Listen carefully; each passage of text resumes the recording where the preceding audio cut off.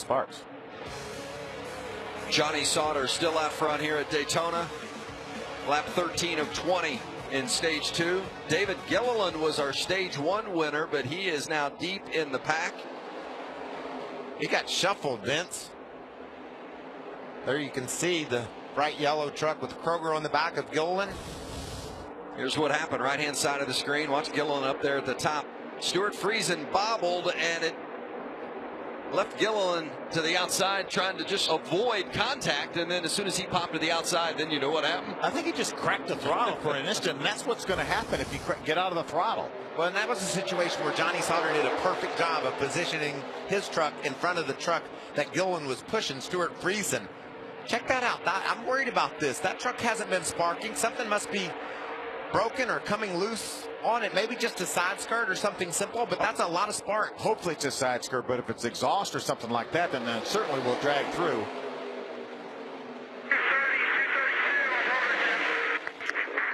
get plenty of air on the back stretch, on the front stretch. Just peek the nose a little bit. Just get some air there. That's the radio of Ben Rhodes talking about running a little bit hot, and his crew chief Eddie Jerkonis explaining to him how to get it some air. Remember, he just got the free pass on this most recent caution flag at the end of the stage, and he's already back up into the top 10.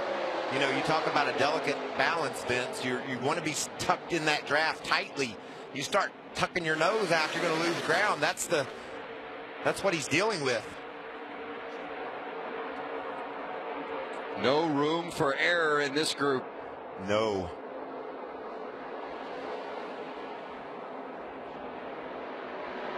Parker Kligerman in a 75 has moved his way up toward the front. Remember, he's got 4 tires. Some took 2, some took none on that first stop. Kligerman got 4, and he sits in the 3rd spot.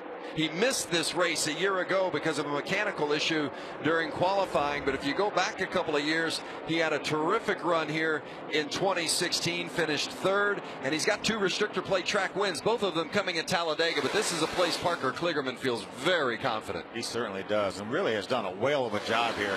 Great call by Chris Carey to put 4 tires on that truck. Most of these trucks really did fuel only. Oh, got shuffled out of line there. David Gilliland with a lot of speed.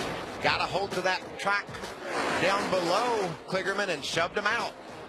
That 4 truck of Gilliland is on a rail. Michael, you said it. If you're gonna run the bottom, you better keep those left sides in close proximity to the double yellow line. Gilliland got shuffled to the back, but he has run right to the front again. Those experienced racers, Phil, they just watch. They watch that truck ahead of them and dare them to move a half a truck length off the bottom. You can get your nose in there, cause the air to push the truck up the hill even more, and take advantage of that. Yeah, they don't wait for a full truck width. Just give me half. Watch Matt Crafton. He's watching that Jegs truck. We talked to Cody Coughlin's crew chief, Jerry Baxter. He said, we got an inexperienced driver, but we got a great truck. We're trying to help him, coach him to stay up near the front. This is what Matt Crafton's studying right now. Can Coughlin keep his truck low? Can I trust that that truck's not going to get loose if I get really close to it? He's analyzing all that at 190 miles an hour. And remember, yesterday after practice, the 2 truck was bobbing and weaving a little bit, and Matt Crafton went and talked to him to try to help him a little bit, said, hey, that truck is wiggling a little bit too much. Jerry Baxter worked on it. That truck's a little bit more stable now. And we saw it in the next practice. I mean, the results were immediate, and now there he is running inside the top 5, and Crafton's right behind him. I bet you Matt's liking what he's seeing out of Cody Coughlin right now, and that's important, Phil. You want to know who's got what during this stage of the race, so when push comes to shove, you're comfortable with that guy being right on your bumper or you pushing him. 2 to go here in stage 2. Johnny Sauter continues to lead. Stuart Friesen in 2nd. David Gilliland in 3rd. Cody Coughlin 4th. All on that inside line. So much of stage 1 we saw him running side by side, 10 rows deep. But at the front right now, it's single file, hugging that yellow line. The 202 of Austin Hill has come to pit road. There you see the 18 truck. Got that outside line behind him, but not making a lot of progress. Noah Gregson in the black truck with Parker Kligerman pushing. It's going to be Johnny Sauter coming to the green and white checkered. 1 to go for Sauter here in stage 2. Oh. I don't know if Ben Rhodes went up the block or he just got shoved up to the high side there.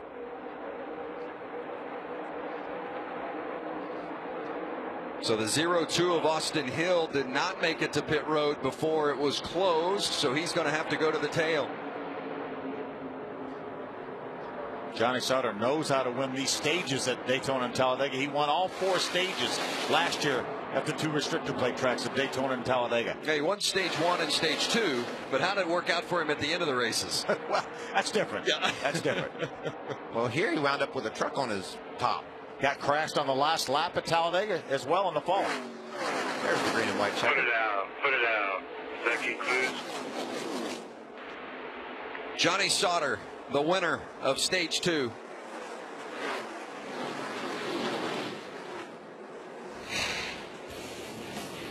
The 21, they've been pleased with it all weekend long, and we saw why over the course of those 20 laps.